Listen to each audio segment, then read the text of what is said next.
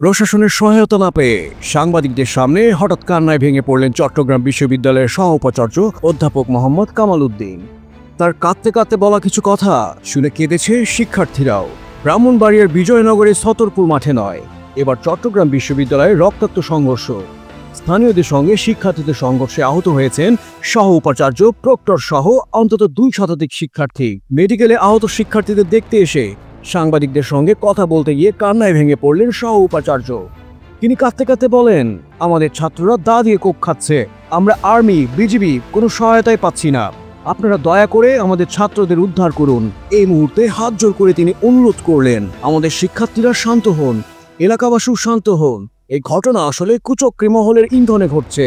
আর এমন আবেগে অনুরোধে অনেক শিক্ষার্থীর চোখেও পানি চলে আসে। এক দারোয়ানের সঙ্গে এক ছাত্রকে কেন্দ্র করে শুরু হওয়া এই বিরোধ মুহূর্তেই রূপ নিল ভয়ঙ্কর সংঘর্ষে।